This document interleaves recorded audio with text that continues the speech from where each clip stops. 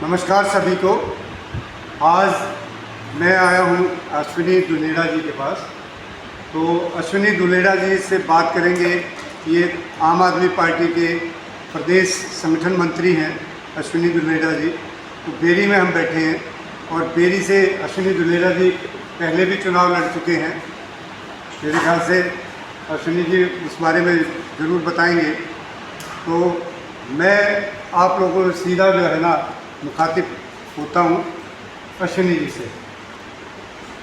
अश्विनी जी, सबसे पहले तो आप ये बताइए कि आम आदमी पार्टी के आप संगठन मंत्री हैं, प्रदेश संगठन मंत्री, आप कब से जुड़े हैं इस पार्टी से? सबसे पहले मैं आपके चैनल के माध्यम से सभी आपके दर्शकों को मेरी तरफ से राम राम, नमस्ते, जय हिंद। मैं आम आदमी पार्टी में जब से अन्ना मूवमेंट हुआ और उससे पहले अरविंद जी यूनिवर्सिटी में आते थे, परिवर्तन एनजीओ पे काम करते थे। वो हमें पर्चे देते थे कि आप जो ऑफिस हैं ऑफिसों में जाइए और वहाँ पर्चे बांटो और लोगों की समस्याएं नोट करके लाओ कि लोग कितनी समस्याएं लेके आते हैं ताकि हम उन लोगों से मिल सकें।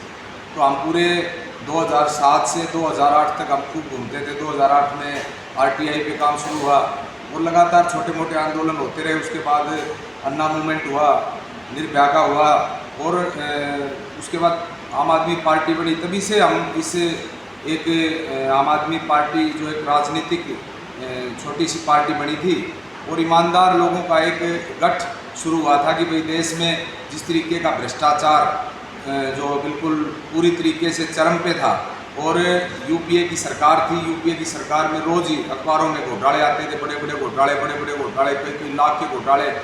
तो एक शख्स अरविंद केजरीवाल जी ने आम आदमी पार्टी बनाई और आम आदमी पार्टी बनी तो दिल्ली में पहली बार इतिहास रचने का काम किया और 28 सीट आम आदमी पार्टी की आई। तभी से आम आदमी पार्टी के साथ लगे।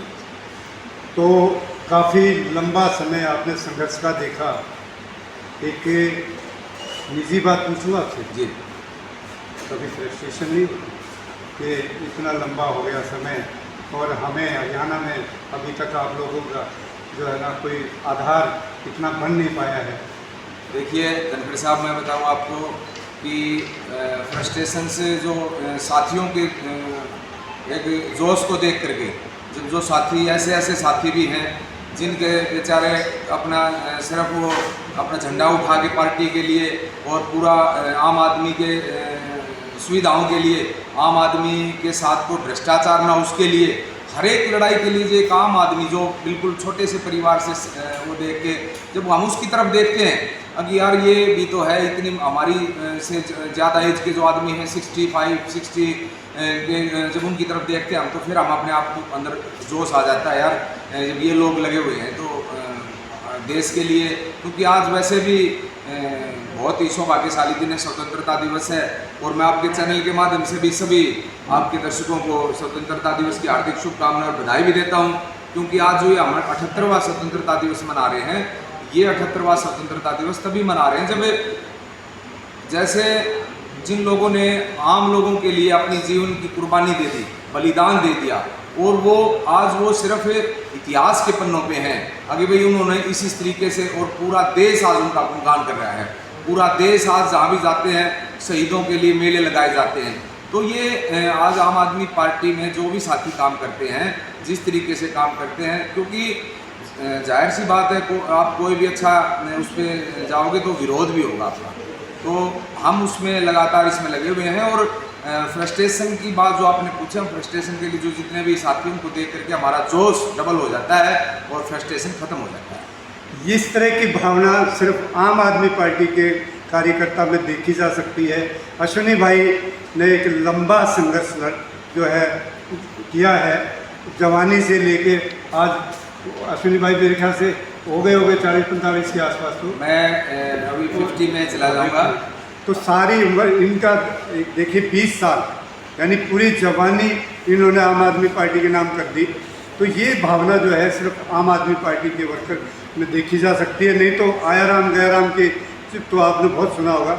मैं आपसे अश्विनी भाई एक और सवाल मैं पूछना चाहता हूँ।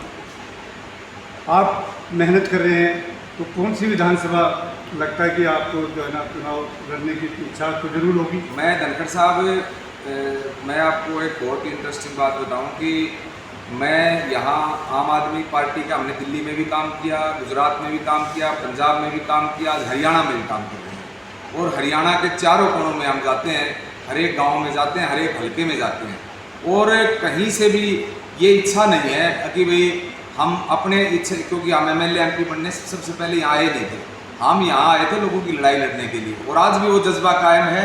और जहाँ पार्टी जो भी ड्यूटी मेरी लगाएगी, चाहे वो एक मकान पे लगाए, चाहे गली के ऊपर लगाए, चाहे गांव के ऊपर लगाए, चाहे एक ब्लॉक के ऊपर लगाए, चाहे एक हल्के के ऊपर लगाए, जहाँ भी ड्यूटी पार्टी लगाएगी, मैं आम आदमी पार्टी का सिपाही हूँ, अरविंद केजरीवाल जी का सिपाही हूँ, अरविंद केजरीवाल जी की विचारधारा से जुड़ा हुआ आदमी हूँ। और जब तक, क्योंकि ये हमारी आम आदमी पार्टी हमारी पहली पार्टी है और ये आखिरी पार्टी भी है। इसके बाद अगर हम कहीं कल राजनीति जब उम्र के हिसाब से जब बात आएगी तो कल ना हम अपने घर ही बैठेंगे, तो क्योंकि हम दूसरी पार्टी में नहीं जाएंगे, हम उस सोच के आदमी नहीं हैं।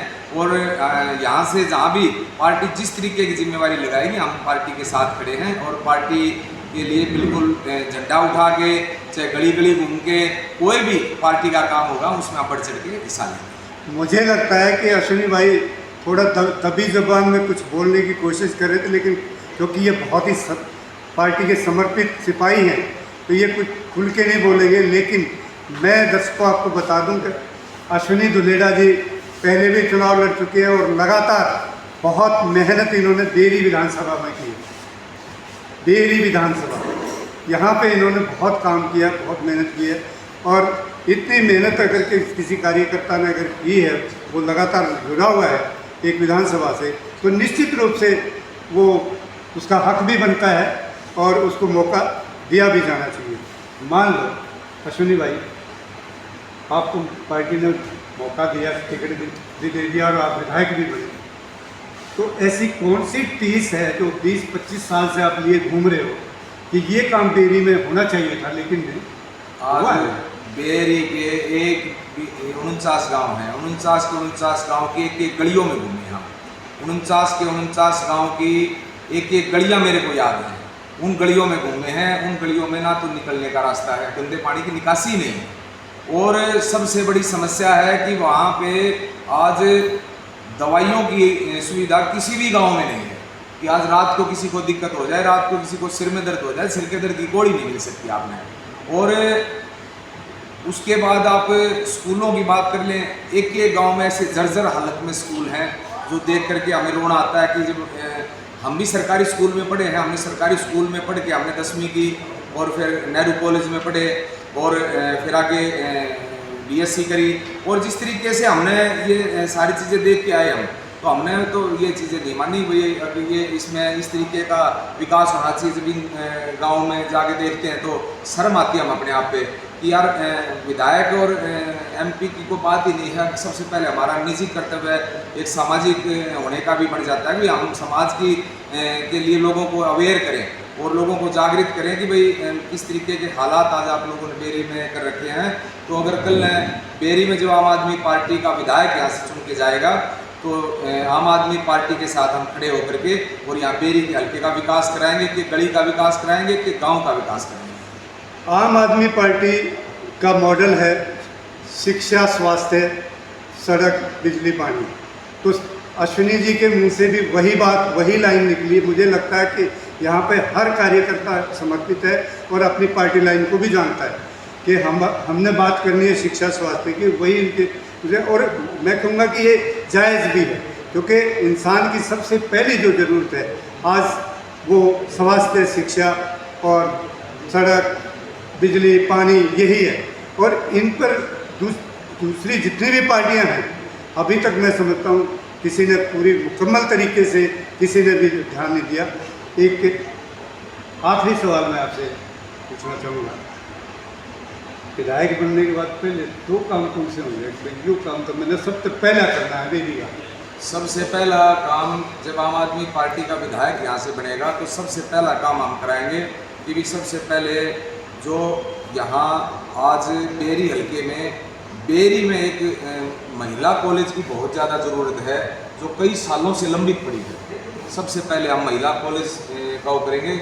और फिर एक डीगल गांव में भी एक बहुत बड़े शानदार कॉलेज का और हॉस्पिटल का निर्माण कराएंगे। ये सबसे हमारी पहली प्रायोरिटी है। और आप धनखड़ साहब, मैं आपके लिए भी बताऊं, क्योंकि आपने खूब अपना लंबा समय, अपना पूरा जीवन, पूरा कैरियर, पूरी अपनी हर प्रकार से आपने भी पार्टी के साथ, पहले जब इस चैनल से पहले जब आप इस चैनल चला रहे हो, आज इससे पहले आपने पार्टी के साथ काम किया था। बहुत से ऐसे पत्रकार साथी और भी आए थे जिन्होंने पार्टी के साथ काम किया, लेकिन वो अपनी व्यवस्था के कारण आज मतलब अपने अलग अलग तरीके से कई साथी हैं जो काम कर रहे हैं। तो मैं आप लोगों से भी ये अपील करूँगा कि आप लोग भी ज़्यादा से ज़्यादा इस बात को फैलाएं कि आज बेरी हल्के में जिस तरीके की ज़रूरत है, जिस तरीके की आज एक दरकार है कि भाई हमारे बेरी हल्के में सबसे बड़ी समस्या है कि हमारी बहन बेटियों को कॉलेज के लिए कितनी बड़ी समस्या होती है, पढ़ाई के लिए कितनी समस्या होती है, जिसमें सरकारी ज़मीन भी है और सरकारी ज़मीन होने के बावजूद भी वो उस पर करा नहीं पाते। खट्टर साहब 2016 में बोल के गए थे कि भी मैं यहाँ महिला कॉलेज बनाऊँगा, लेकिन वो आज तक कोई मतलब ही नहीं किसी प्रकार का। तो क्योंकि यहाँ जो कांग्रेस का विधायक है जो, क्योंकि सबसे पहले तो जो कांग्रेस का मामला है तो कांग्रेस तो यहाँ वैसे ही डामाडोल है, क्योंकि किसी कांग्रेसी को यहाँ से टिकट मिल नहीं रही, किसी कांग्रेसी को कांग्रेस पूछ नहीं रही, क्योंकि कांग्रेस वालों का बिल्कुल कांग्रेस ने चैन खींच दी है। तो सारे कांग्रेसी जितने भी ना, मैं तो आपके चैनल के माध्यम से संदेश देना चाहूँगा कि जितने भी कांग्रेसी ना, मैं उनसे अपील भी करना चाहूँगा, अगर आप लोगों ने लड़ाई लड़नी है लोगों के हक के लिए तो हमारे साथ आए। वहाँ कुछ नहीं भाई, वहाँ जो टिकट है वो तो हो चुकी है जिसकी होनी है। वहाँ टिकट बजरंग पूनिया को टिकट दे चुके हैं कांग्रेसी। तो मैं आपके चैनल के माध्यम से भी बताऊँगा, आप आम आदमी पार्टी के साथ आओ और हमारे साथ लड़ो ये लड़ाई। और हम लड़े क्यों, अब की बार ना तो रघुवीर कादियानी जी की टिकट है, ना किसी कांग्रेसी किसी की टिकट ही नहीं है। तो जितने भी कांग्रेसी हैं, तो मैं कल बैठा बैठा सोच रहा था, अगर यार ये जो बेचारे इन्होंने अपने पूरा घर सब कुछ बर्बाद कर दिया, जिन्होंने बहुत से साथी लगे हुए कई सालों से, उनका क्या होगा। तो मैं उनके लिए ये संदेश देना चाहता हूँ, वो हमारे साथ आएँ और बेरी हल्के के हम लोगों की लड़ाई हम मिलकर लड़ेंगे। और आप जो काम चाहते हैं वो हम बेरी हल्के में हम करके दिखाएंगे। अश्विनी दुलेड़ा जी, जितना आप आसान समझ रहे हो ना इस बात को, इतना आसान है नहीं। आपके सामने पहाड़ जैसे हैं, लगातार विधायक बन के आ रहे हैं। भाई साहब देखो, अभी आपने रैली कराई थी, इससे पहले मैंने यहाँ जन आक्रोश यात्रा निकाली थी।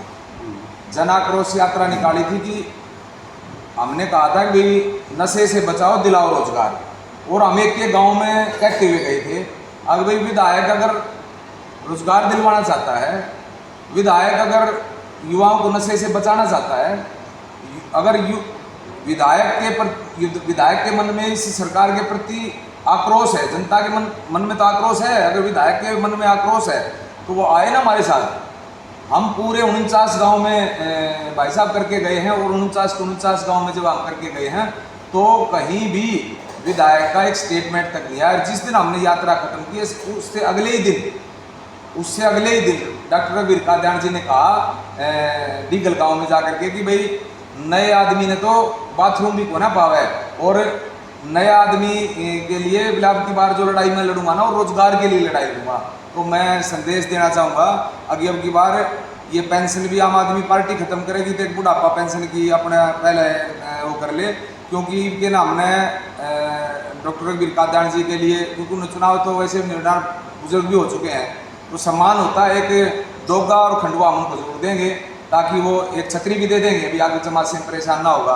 तो ये चीज़ हम उनको दे देंगे भी आप आगे से अपना ठीक ठाक जिंदगी। अश्विनी दुलेड़ा जी ने लगभग तैयारी कर दी है रघुवीर कादियानी जी को विदाई देने की, लेकिन मुझे लगता है कि ये जो है ना अपने मुंह में मिट्टू वाली बात ना हो, फिर भी इतने हौसले के साथ अगर अश्विनी दुलेड़ा जी लगे हुए हैं, और ये बात भी सही है कि उनकी उम्र हो चुकी है, अब वो लड़ेंगे नहीं लड़ेंगे, मतलब हमने भी सुनी है इधर उधर कि कई लोग कांग्रेस के जो लगातार इनके वो बने हुए थे, बहुत मतलब लगातार जीतते आ रहे थे। तो इस तरह के कई ऐसे हैं।